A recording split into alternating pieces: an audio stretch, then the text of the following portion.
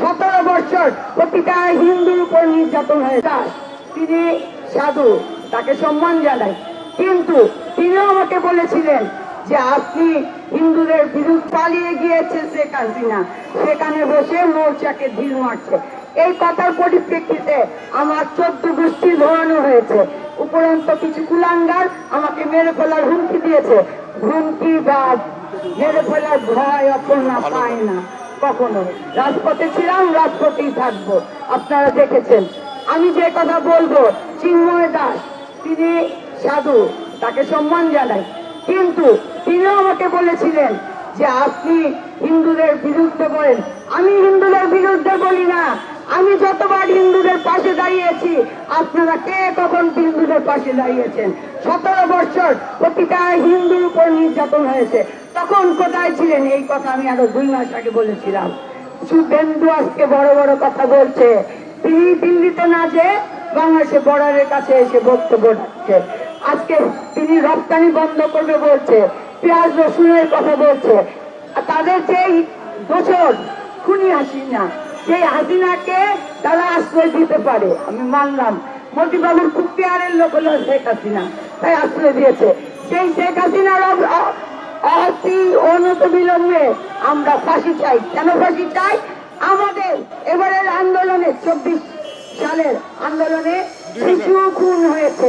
সেই 2024-এ শিশুদের খুনের তার বিচার চাই।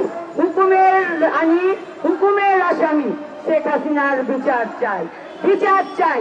আমাদের 17 বছর ইলিয়াস আলী চৌধুরী হাজারো হাজারো সন্তানের বাবা পিতা হারিয়েছে, যাদের গুম হয়েছে, আমরা এখন লাশ ফিরে পাইনি।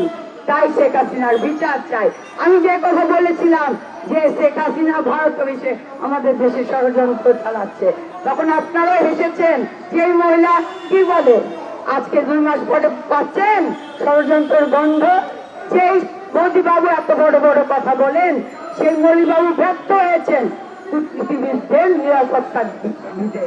সেই মোদিবাবু হিন্দুত্ববাদ নিয়ে বড় বড় কথা বলেন, সে ভারতে হিন্দুদের নিরাপত্তা দিচ্ছে না। আপনি দেখেন, তথাগত রায়ের বক্তব্য শুনেন, মোদিবাবু শুভেন্দুরা কি করছে?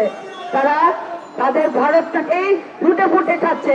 যেভাবে 17 বছর শেখ হাসিনাকে দিয়ে আমাদের বাংলাদেশ থেকে লুটে খেয়েছে, এখন লুটের বাধা পড়েছে বিদায় এখন ডক্টর ইউনূস সহ আমাদের সকল সরকারের উপদেষ্টাদের বিরুদ্ধে লেগেছে।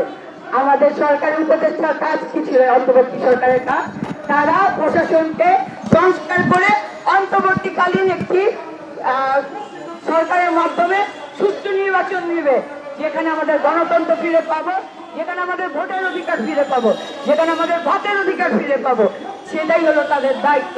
তাদের দায়িত্ব এই 8 দফা নিয়ে নয়। তারপরে কিন্তু 8 দফা যদি যৌক্তিক হয়, তার পাশে আমরা সবে আছি, এই কথা কিন্তু বলা হয়েছে।